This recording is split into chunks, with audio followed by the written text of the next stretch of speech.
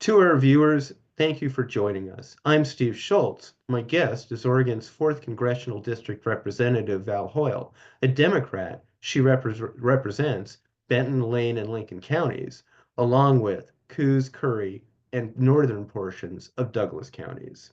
Representative Hoyle, thank you for sitting down with us. I would like to touch on what having a public role is like right now, but first, let's get into some of the issues. Earlier this week, you voted to table a resolution to impeach Donald Trump. Could you outline what motivated your vote? Also, you were joined by 127 other Democratic members that voted to table. Do you think some of them had different motivations than yours? And obviously, specifically, what were your motivations? Thank you for asking that. And I have talked to many colleagues, and lots of us have different reasons for voting to table the vote on the articles of impeachment. But I think I'm most aligned with Representative Ro Khanna and Representative Jamie Raskin, who ran the second impeachment hearings, right? And the foremost constitutional scholar in Congress. They both voted to table. And the fact is, there was no due process. So we had no hearing, no discussion, 2 hours notice when most of us were in committees, 15 minutes notice before the vote. So most of us hadn't read the bill. So when I came to the floor, I thought this has no path forward. We haven't had the right process. People who I really respect are also voting to table. And I have been working on the War Powers Act resolution, which I think is a much more effective and bipartisan way forward to hold the president accountable. Yeah, and actually, I was going to be asking you that and some related questions. And this comes really from late last week. You'd issued a statement on the administration's decision to strike Iran. Could you talk about that and outline that a bit? And more generally, your views concerning the Israeli response to 10/7 and the way they've conducted that response. So I think these are two separate issues. I'm not going to defend the regime in Iran. And I believe, because I believe in being loyal to the Constitution and not to a president, that only Congress has the right to declare war. So it is why I joined Representative Massey, Republican, and Representative Ro Khanna when Biden bombed Yemen in putting forward the War Powers resolution. Now, this time around, again with Representative Khanna and Massey, we put forward the War Powers resolution to call out the fact that only Congress has the right to declare war. Understand, presidents of both parties since the 1940s have abused that power. I feel this is the most effective way forward.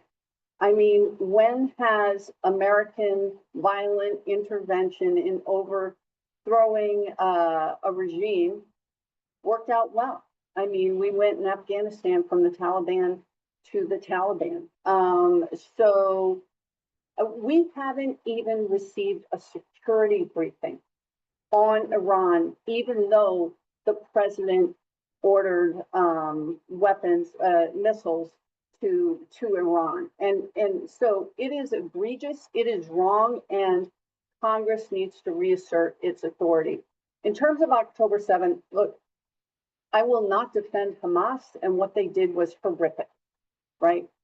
Period, end of story. And I did a floor speech 2 weeks ago about the fact that it is a policy choice to keep food and medicine from innocent people and have collective punishment. My family came here during the Irish famine, although it wasn't a famine, it was a policy choice by the British to starve the Irish people, where they lost half their population.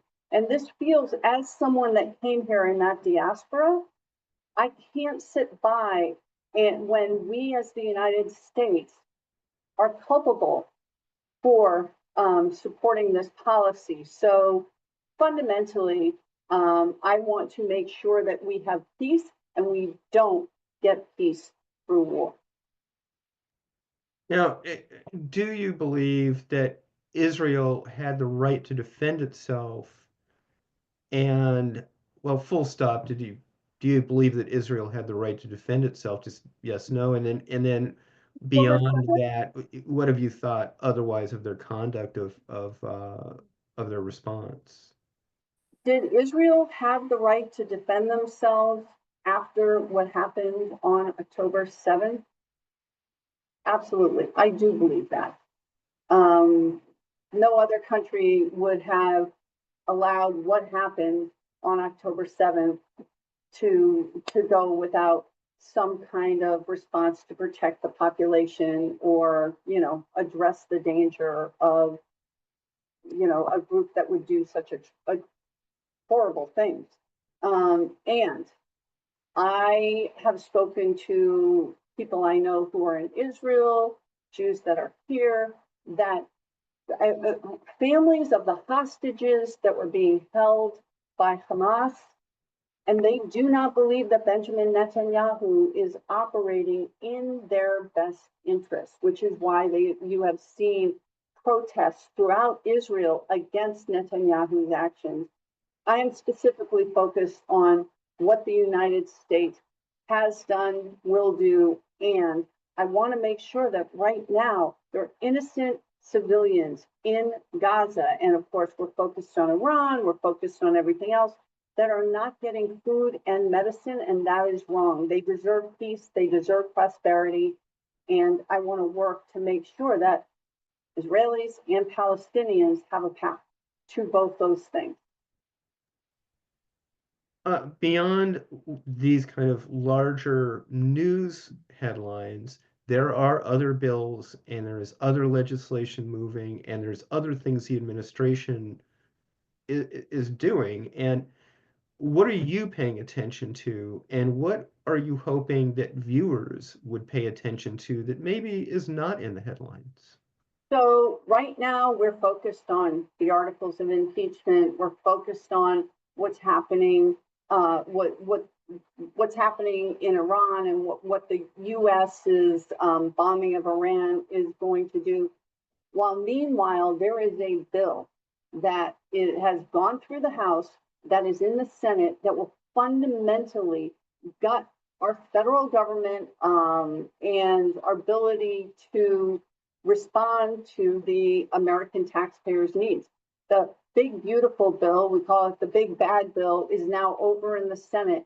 It is cutting SNAP benefits. It's cutting Medicaid. Rural hospitals will close. There are projects that, had been promised money that are in the middle of being done, that are being completely shut down.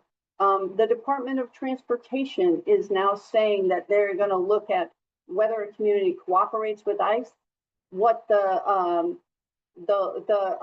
percentage of constituents that are married or have children, and whether or not a state or an entity has DEI programs as to whether they're going to get transportation grants. I mean, that's crazy. But this bill proposing to sell off 2 to 3 million acres of federal lands.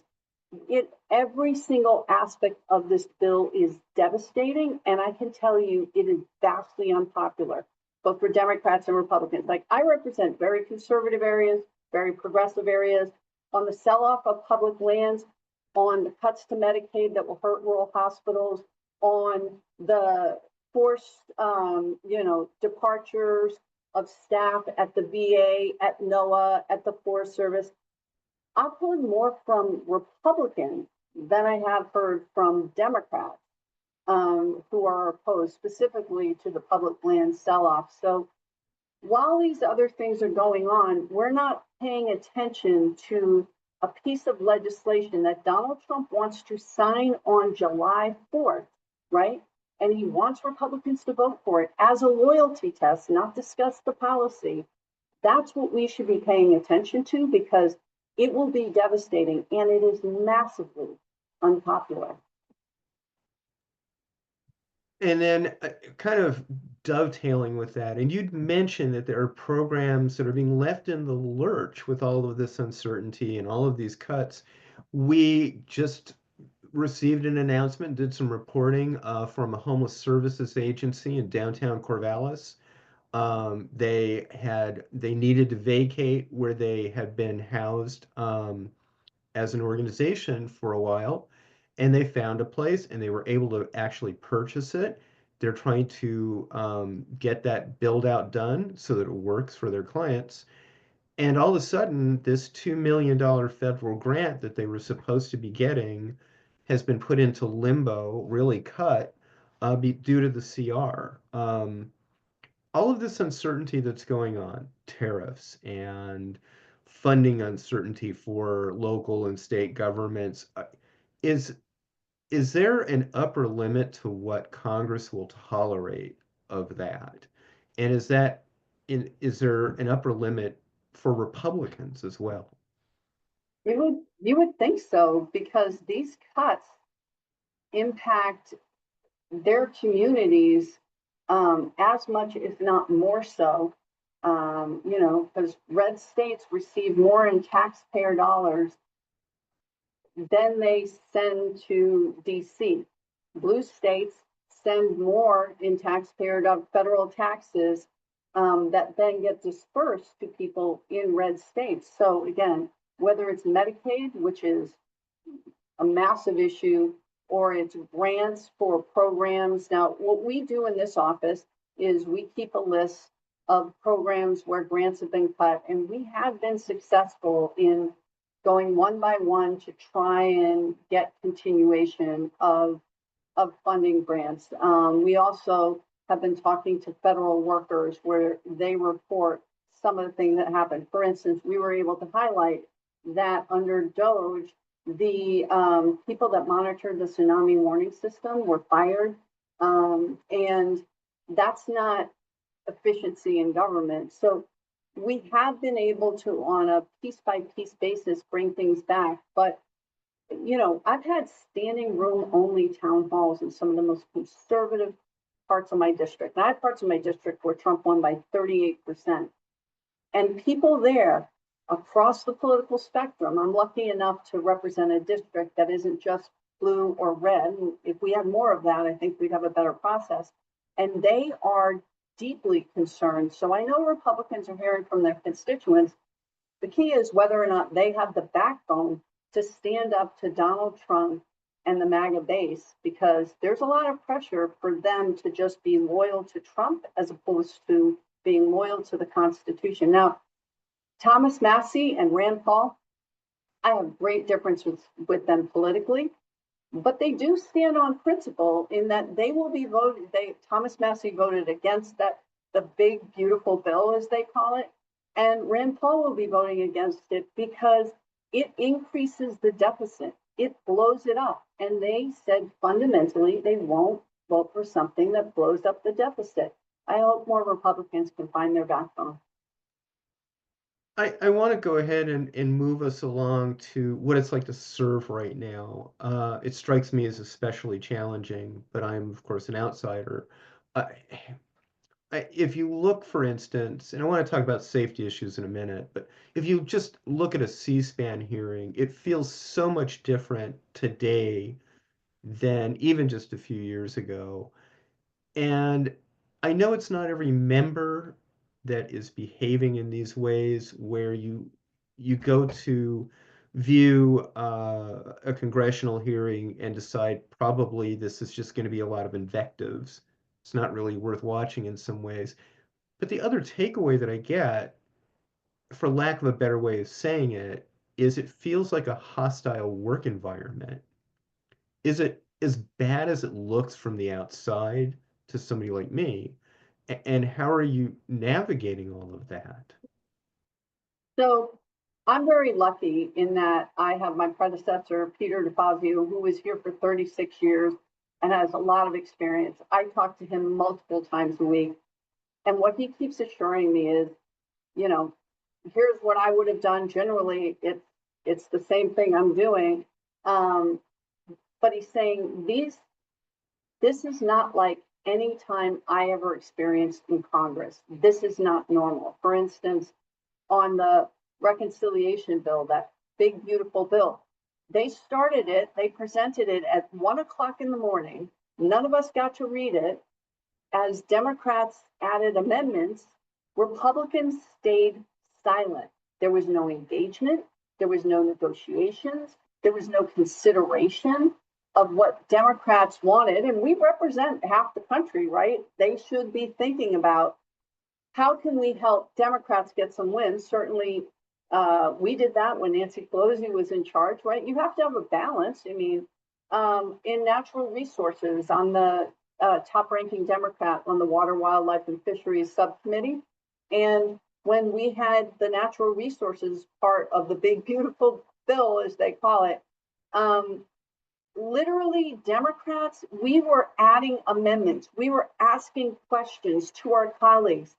They refused to engage, dead silence. And that's not respectful. I am on the Transportation and Infrastructure Committee.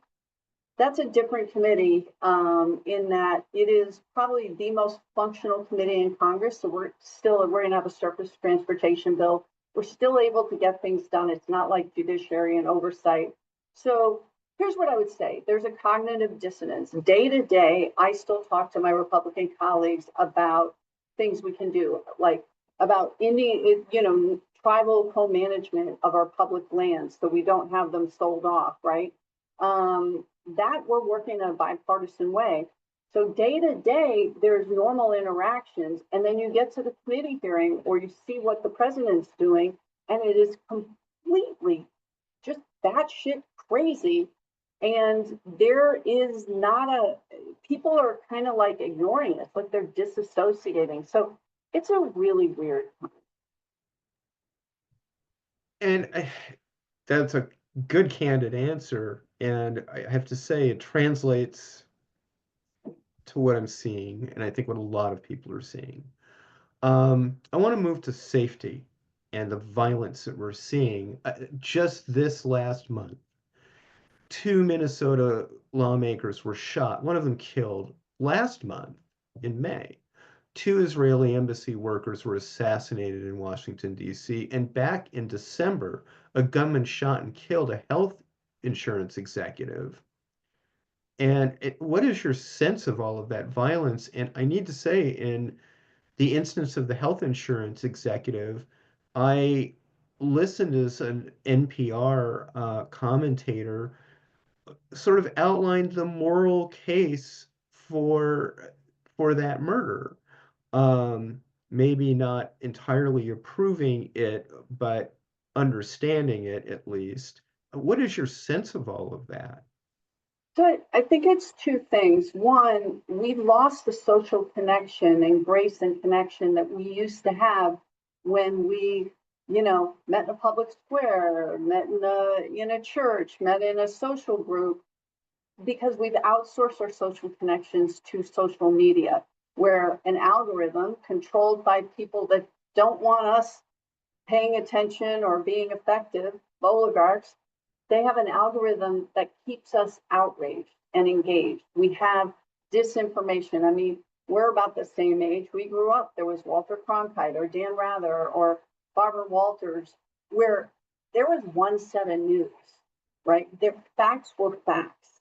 And my neighbors, I live in a rural community, they literally think different facts than me. And so it's really easy if you depersonalize people to say that person should be assassinated for treason, right? You dehumanize people. So that's very, very dangerous. And then we're accepting more and more and more egregious behavior because we have a president of the United States that literally every single day is sending out social media, rants on a social media platform that he owns, basically attacking people in every possible, in bizarre ways. And we've accepted that. This man got elected, right? So it it is dangerous times, and it's unsettling. And the way I've handled it, and I've told people to handle it, is stop outsourcing your social connections to social media. Start talking to your neighbors face to face. Start talking to people who have different opinions about things that you have in common. That is the only way I think this gets better. And I guess along with this conversation, and it's probably not advisable for you to be too specific, but is there anything being done to increase security for members of Congress? We do have a security program, and I'm very lucky in that, we work with Capitol Police, and I have an excellent relationship with law enforcement throughout the district. And we are allowed security systems, and I won't go into detail, that are paid for, basically by the House. We Democrats have repeatedly asked for more money for security.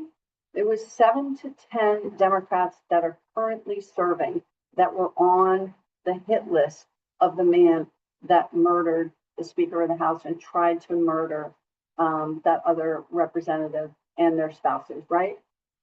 And we cannot get Mike Johnson to agree that we should have increased security. And in fact, at the No Kings rally, I wanted to go, but just because we had been notified by the Capitol Police, and in consultation with Capitol Police and my staff, they established that it really wasn't safe for me to go and be in that large group, especially after those assassinations.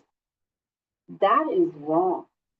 And again, how are we at the place? Like, once we allowed for January 6th to happen, for police officers who died and were attacked, and there was an attempted coup, when we allowed that to happen and said, that's okay, these were just tourists, we said the violence is all right. It's okay. And we have to speak out about that. So there are security concerns. We are working to negotiate with the Republicans, and some of my Republican colleagues, especially those who are from Minnesota, and some others, are also speaking up to say we need more security. I wish we didn't, but we're going to keep fighting for it. And I have one other question for you. It'll be the last question, and it's a personal question. So if you can let me know if you're not comfortable answering it, but here's the question. Are you worried about your own security, and have you been approached by anyone in your family with worries for you? So after the murders and attempted murders in Minnesota, I have a very large family, and most of them are on the East Coast, and I heard from virtually all of them. They called, they texted, they said, "Are you okay? What are you doing to protect yourself?" But I will be honest. After Trump was elected, and we saw threats increasing, and just uh, things seem very different. I called my father. My father, I talked to him a lot, and I respect him greatly. And I said, I don't know if I'm the right person for this time. I don't know. I don't know what I can do. And he said, well, if things were really stable, I'm not sure you'd be the right person. They need someone who is going to speak up and say the things, right, that aren't being said. They need someone who's a fighter. They need someone like you that can walk into different areas, like a union hall, a conservative area, progressive area, because, that's what you do. And he said, this is the time that you've been called upon to be in Congress, and are you prepared to walk away from a righteous battle? And at that point, I'm like, well, I mean, when you put it that way, I don't know.